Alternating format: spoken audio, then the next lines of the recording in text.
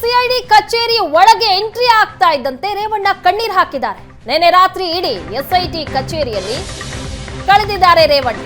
ಕೆಲ ಹೊತ್ತು ವಿಚಾರಣೆ ಬಳಿಕ ವಿಶ್ರಾಂತಿಗೆ ಅವಕಾಶವನ್ನ ಮಾಡಿಕೊಡಲಾಗಿದೆ ರೇವಣ್ಣಗೆ. ಒಂದು ಬೆಡ್ ಜೊತೆಗೆ ಒಂದು ಚೇರ್ ಅನ್ನ ನೀಡಲಾಗಿದೆ ರೇವಣ್ಣಗೆ. ಬೌರಿಂಗ್ ಆಸ್ಪತ್ರೆಯಿಂದ ಎಸ್ಐಟಿ ಕಚೇರಿಗೆ ಅಧಿಕಾರಿಗಳು ಕರೆತಂದಿದ್ದಾರೆ. ಇವತ್ತು ಕೆಲ ಗಂಟೆ ರೇವಣ್ಣ ವಿಚಾರಣೆ ನಡೆಸುತ್ತಾರೆ ಎಸ್ಐಟಿ.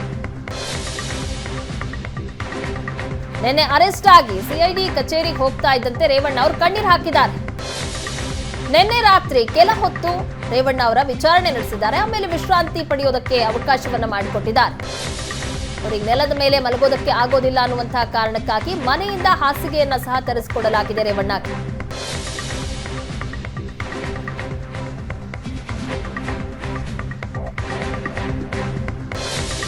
ಈ ಬಗ್ಗೆ ಹೆಚ್ಚಿನ ಡೀಟೇಲ್ಸ್ ಕೊಡ್ತಾರೆ ನಮ್ಮ ಪ್ರತಿನಿಧಿ ಕಿರಣ್. ಹಾಗೆ ಚೇತನ್ ನೇರ ಸಂಪರ್ಕದಲ್ಲಿ ಜಾಯ್ನ್ ಆಗಿದ್ದಾರೆ.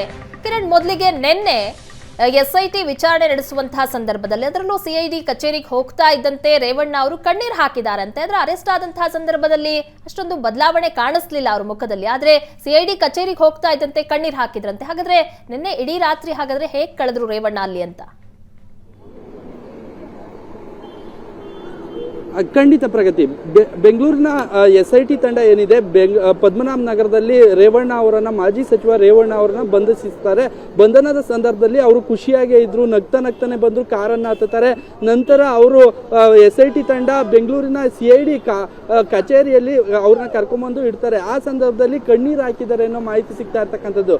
ಎಷ್ಟೇ ಪ್ರಭಾವಿ ಆಗ್ಲಿ, ಎಷ್ಟೇ ದೊಡ್ಡ ರಾಜಕಾರಣಿ ಆಗ್ಲಿ, ಯಾರೇ ಆಗ್ಲಿ, ಬಂಧನ ಆದ ಸಂದರ್ಭದಲ್ಲಿ ಕಣ್ಣೀರು ಹಾಕೋದು ಸಹಜವಾಗಿರುತ್ತೆ. ಮುಖ್ಯವಾಗಿ ಏನಂದ್ರೆ, ದೊಡ್ಡ ಮಟ್ಟದಲ್ಲಿ ಪ್ರಭಾವಿ ಒಬ್ಬ ಪ್ರಧಾನಿಯ ಮಗ ಆಗಿದ್ರು, ಮಾಜಿ ಸಚಿವರಾಗಿರ್ಬೋದು, ರಾಜ್ಯದಲ್ಲಿ ಒಬ್ಬ ಪ್ರಭಾವಿ ಸಚಿವರಾಗಿದ್ರು, ಇಂಥವ್ರು ಬಂಧನ ಆದ ಸಂದರ್ಭದಲ್ಲಿ ಈಗ ಕಣ್ಣೀರಾಗ್ತಾ ಇರ್ತಕ್ಕಂಥದ್ದು. ಎಸ್ಐಟಿ ತಂಡ ಏನಿದೆ, ಎಸ್ಐಟಿ ತಂಡ ಅವರನ್ನ ವಿಚಾರಣೆ ನಡೆಸ್ತಾ ಇರ್ತಕ್ಕಂಥದ್ದು. ಮುಖ್ಯವಾಗಿ ಏನಂದ್ರೆ, ಆ ಕಾಳೆನಹಳ್ಳಿಯಲ್ಲಿ ಆ ಸಂತ್ರಸ್ತ ಮಹಿಳೆಯನ್ನ ರಕ್ಷಣೆ ಮಾಡಿದ ನಂತರ ಒಂದು ಕೇಸನ್ನ ಮಗ ಕೊಡ್ತಾನೆ. ಕೇಸ್ ದಾಖಲಿಸಿದ ನಂತರ ಎಸ್ಐಟಿ ತಂಡ ಅದನ್ನ ವಿಚಾರಣೆ ನಡೆಸುತ್ತೆ. ಮತ್ತೆ ಕೋರ್ಟ್ ನಲ್ಲಿ ಮಧ್ಯಂತರ ಜಾಮೀನನ್ನ ರೇವಣ್ಣ ಸಲ್ಲಿಸಿರ್ತಾರೆ.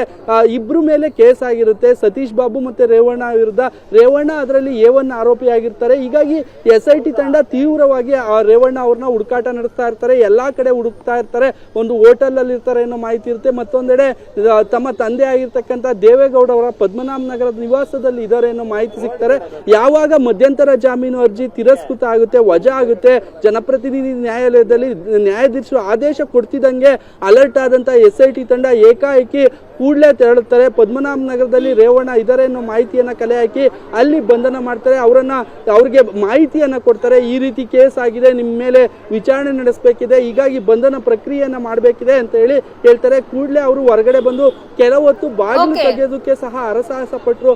ಪೊಲೀಸರು ಎಸ್ಐಟಿ ತಂಡ ಹೋದ ಸಂದರ್ಭದಲ್ಲಿ ಯಾವುದೇ ರೀತಿ ರೆಸ್ಪಾನ್ಸ್ ಮಾಡೋದಿಲ್ಲ. ನಂತರ ಅವ್ರು ಬಂದು ಕಾರ್ ಹತ್ತಾರೆ. ನಂತರ ಎಸ್ಐಟಿ ತಂಡ ಸಿಐಡಿ ಕಚೇರಿಗೆ ತಂದು ಅವರನ್ನ ವಿಚಾರಣೆ ಮಾಡೋ ಸಂದರ್ಭದಲ್ಲಿ ಕಣ್ಣೀರು ಹಾಕಿದ್ದಾರೆ ಅನ್ನೋ ಮಾಹಿತಿ ಸಿಗ್ತಾ ಇರ್ತಕ್ಕಂಥದ್ದು. ಮತ್ತೆ ಬೆನ್ನು ನೋವು ಇರೋ ಕಾರಣ ಅವ್ರಿಗೆ ಬೆಡ್ ವ್ಯವಸ್ಥೆ ಕೂಡ ಎಸ್ಐಟಿ ತಂಡ ಮಾಡಿದೆ ಅನ್ನೋ ಮಾಹಿತಿ ಸಿಗ್ತಾ ಇರ್ತಕ್ಕಂಥದ್ದು. ಪ್ರಗತಿ, ಕಿರಣ್, ಈ ಬಗ್ಗೆ ಮತ್ತಷ್ಟು ಮಾಹಿತಿಯನ್ನ ಪಡೆದುಕೊಳ್ತೀನಿ.